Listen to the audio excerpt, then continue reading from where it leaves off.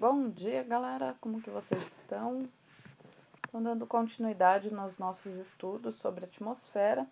Hoje nós vamos falar um pouco sobre poluição atmosférica e os fenômenos climáticos. Então aqui nós temos a questão sobre os ciclones tropicais e os ciclones extratropicais, né?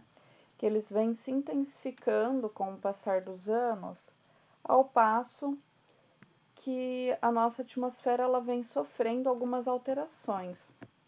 Então aqui nós temos as regiões de formação dos ciclones no globo. Então observem esses pontos aqui mais na região aqui próximo, na região subtropical, né? Que tem essas porções de formação dos ciclones extratropicais. Então, observe a costa do Brasil, é uma região que tem grande incidência de formação desses ciclones extratropicais. Então, toda essa porção aqui é muito comum essa formação. E aqui ao norte também, né? Nós temos essa formação dos ciclones extratropicais. Aqui onde nós temos esses Bs, são as regiões de ciclones subtropicais. Então, nós temos poucas regiões onde eles são formados. E os ciclones tropicais são os que têm as maiores incidências, né? Próximo aqui da linha do Equador, em algumas regiões aqui. Por que eles se formam mais em regiões de oceano, professora? Os ciclones, eles são exclusivos, né, de formação dos oceanos. O que se formam em terra são os chamados tornados, furacões, né, que são aqueles ventos muito fortes que a gente vai ver aqui no próximo slide.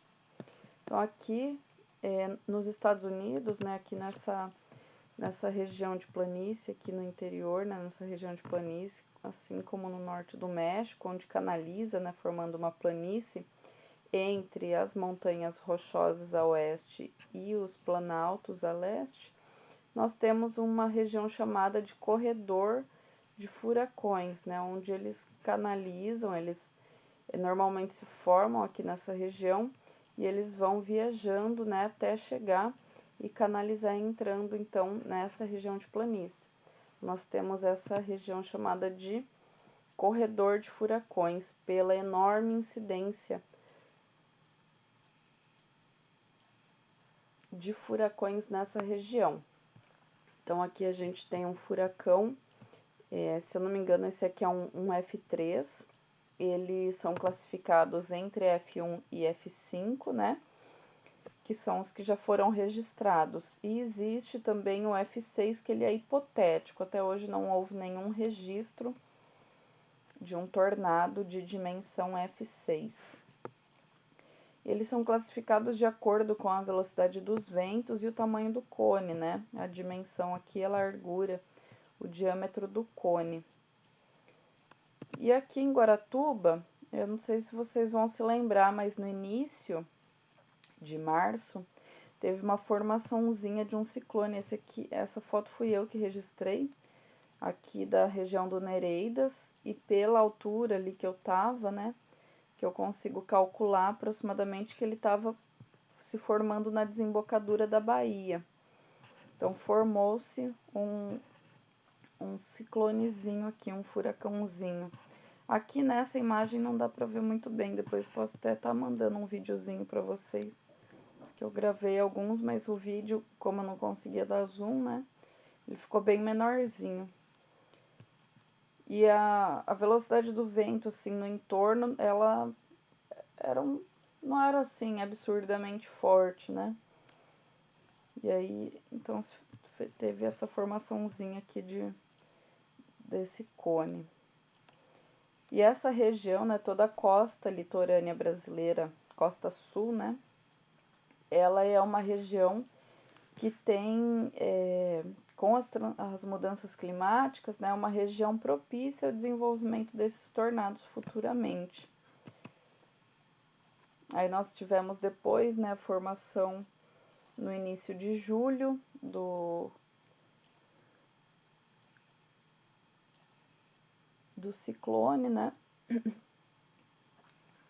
Aqui os efeitos de El Niño e Laninha, que a gente já comentou algumas coisas, né? Que eu falei para vocês que o El Niño é a intensificação dos fenômenos naturais, né? Então as regiões que chovem muito, as regiões que chovem muito vão ter ainda, né, maior incidência de chuvas, e as regiões que chove pouco, como o Nordeste, vai ter ainda o agravamento, né, dessa característica. E na Laninha fica meio ao avesso, né, esses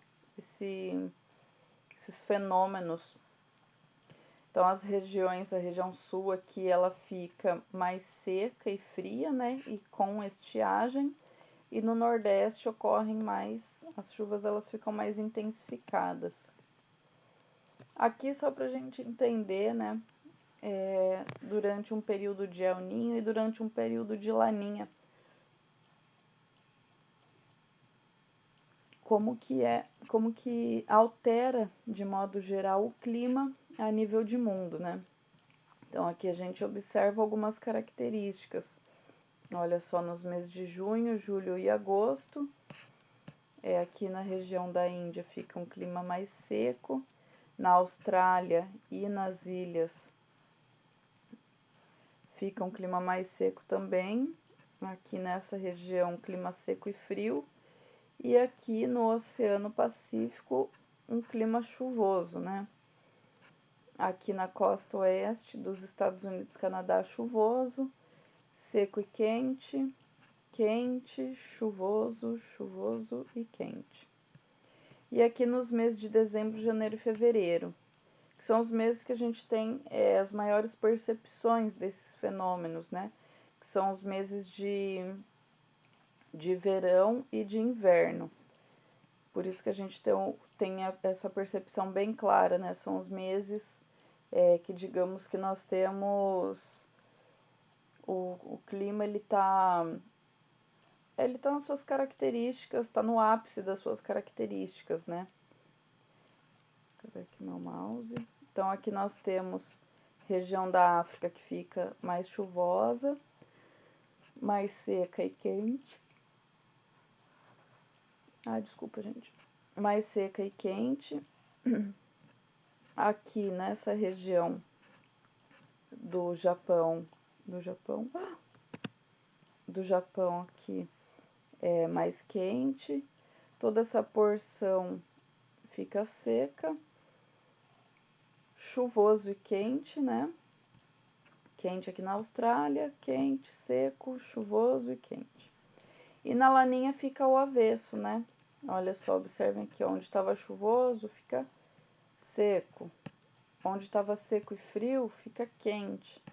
Onde estava seco fica quente e chuvoso. Daí aqui, ó, estava seco também, chuvoso, chuvoso. E assim a gente observa essas características opostas, né?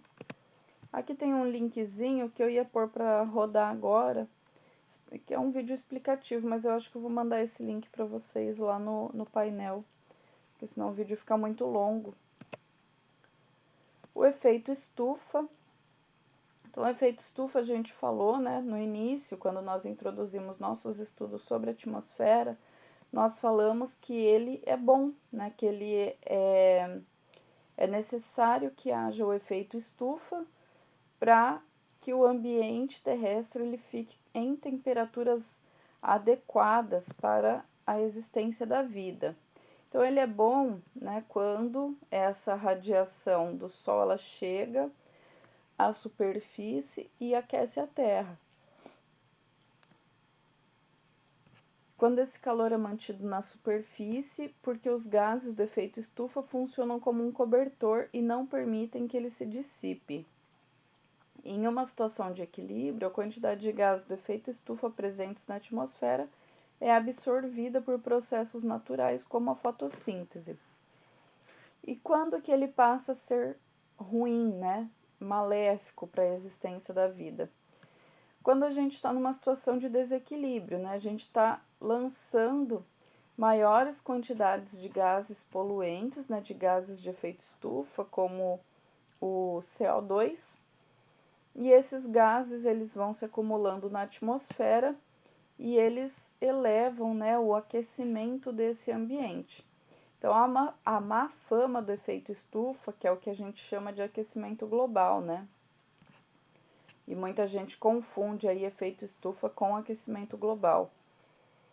Vem da ação do homem que emite mais gás carbônico e outros gases tóxicos do que a natureza consegue neutralizar, fazendo com que a temperatura se eleve e a poluição se concentre. Então, gerando o que a gente chama de aquecimento global, né? As ilhas de calor, que é esse processo de aquecimento numa determinada região uma região densamente urbanizada, né, com grandes quantidades de asfalto, prédios, vidros, etc. E a pouca vegetação nessas regiões, né? Isso é decorrente da má gestão e do mau planejamento das cidades, né? É aí que a gente observa, assim, as cidades europeias passando, né, por uma grande transformação nesse sentido, com incentivo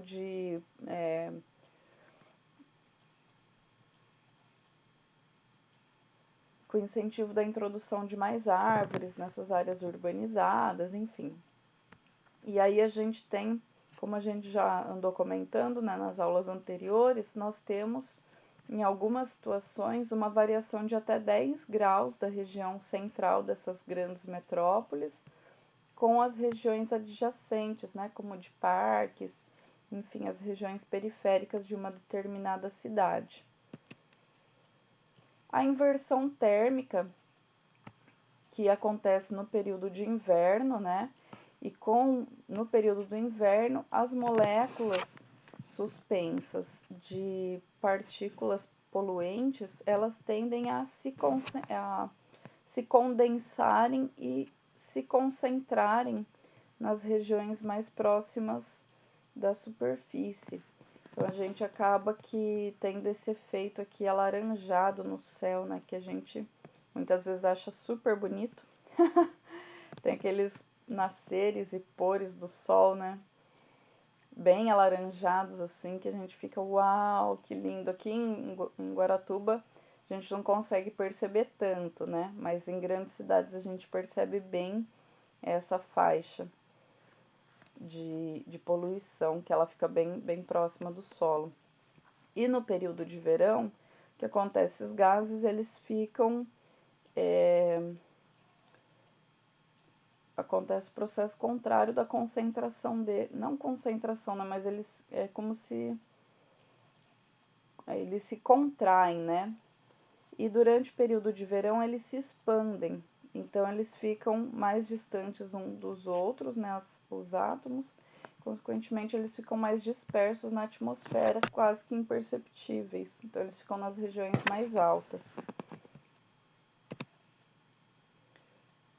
Aqui são as chuvas ácidas. Elas são muito comuns em regiões densamente industrializadas, né, como a Europa, na Ásia e no Brasil também, nas grandes cidades e grandes regiões metropolitanas e grandes polos industriais. Onde seriam esses grandes polos industriais no Brasil? Então, no estado de São Paulo, né, a gente tem aí a cidade de São Paulo, daí o eixo Rio de Janeiro, São Paulo, ali acompanhando a Dutra, acompanhando a Fernão Dias, em sentido a Minas Gerais, e em sentido, né, as principais rodovias do estado para o interior, que seria a Raposo Tavares, não vou lembrar todas, a Raposo Tavares, a Bandeirantes, né, rodovia Bandeirantes, enfim. E a própria 116, né, que vem aqui em direção ao sul, ou a BR-101, né, em algumas regiões ela é a 101. que ela corta o Brasil, o litoral inteiro praticamente. E também é densamente industrializada, né, dos dois lados da rodovia. Então, essas emissões desses gases poluentes, somado aqui, né, acontece todo esse processo químico, então todos esses gases poluentes lançados na atmosfera, juntamente com a umidade do ar, elas se somam, né, o SO2 com NO2 mais as partículas de água, então geram aí o ácido sulfúrico e o ácido nítrico, precipitando, então, principalmente, né, a gente fala que os 10 primeiros minutos de uma chuva mais densa, né, uma chuva torrencial, ela é o momento mais crítico dessas chuvas ácidas, né. E aí, dependendo da intensidade da chuva, ela vai ser uma chuva ácida que vai levar mais tempo para purificar ou menos tempo. Então, sempre o primeiro momento da chuva ali é o momento mais crítico, né, nessas áreas densamente urbanizadas. E aí, como que a gente percebe, né? Aqui está mostrando um exemplo da floresta, que acaba comprometendo, né, a vegetação. Mas nos próprios centros urbanos, a gente observa um desgaste dos prédios, a corrosão dos telhados, a corrosão de obras, por exemplo, essas estátuas que ficam em praças, né? Acabam sofrendo com esse ácido. Aqui a gente tem um esqueminha, né, sobre a evolução da redução da camada de ozônio. Então, desde outubro de 1980 até outubro de 91. E tem até, né, mais para frente. Aí nós observamos aqui a redução da camada de ozônio, né? Ou o aumento do chamado buraco na camada de ozônio, que se concentra justamente sobre o Polo Sul, sobre a Antártica. Então, a gente observa, né, essas imagens de satélite aqui, a evolução. O interessante é que a partir de 2014 até 2019, ela teve como se ela tivesse se recuperado um pouco, sabe? Que é justamente o período acontece, né, todo o processo de substituição ali no início dos anos 2000 dos refrigeradores, dos ar-condicionado, né, que usavam os clorofluorcarbonetos, o chamado gás CFC, que é o principal gás responsável pelos danos na camada de ozônio, né, porque interage. E com a substituição desses gases, com esses novos eletrodomésticos, né, então ela acaba que tendo esse processo de recuperação. Então aqui só algumas perguntinhas, né, para a gente pensar um pouco sobre. Então, por que essa camada de ozônio ela vem reduzindo ao longo dos anos? Qual a importância da camada de ozônio para o planeta Terra? O que ela faz, né? Por que ela é tão importante? Por que ela é tão fundamental? O que podemos fazer para ajudar a reduzir o impacto na camada de ozônio? E se acabasse a camada de ozônio, o que iria acontecer conosco, né? Então, umas perguntas aqui mais reflexivas, a gente pode estar conversando durante o fórum. Aí aqui então, né, para ajudar vocês nesse processo de reflexão, a camada de ozônio, os raios solares e o que ela faz, né? Ela reflete boa parte desses raios solares, ela permite apenas que 30% deles perpassem a camada e cheguem até a superfície terrestre. E aqui na superfície esses gases eles têm esse efeito de reverberação, né? E mantém o ambiente terrestre em temperatura adequada para a existência da vida. Aí aqui as precipitações, acho que só para a gente lembrar, na verdade, porque a gente já tinha falado disso, né? As chuvas convectivas, que são as famosas chuvas de verão, que é a a umidade, né, que evapora ao longo de um dia, ela se condensa e precipita ali no fim do dia, né, nessa mesma região. Aqui nós temos na imagem 2 as chuvas frontais, que é o encontro de massas de ar frio com massas de ar quente, né? E nesse processo de encontro de duas massas acontece então a precipitação. E aqui na imagem número 3 nós temos as chuvas orográficas, né? Que são quando essas massas de ar elas encontram as barreiras orográficas e com a ascendência desses ventos, né, empurrando essas nuvens, esse concentrado de umidades para altitudes mais elevadas, acontece a condensação e a precipitação dessa umidade, certo? Então, agora vamos para o registro da nossa aprendizagem, que são os exercícios da página 36 até a página 41. Daqui a pouco nós nos encontramos no fórum para continuar nossa conversa e corrigir os exercícios. Até lá, pessoal. Bons estudos!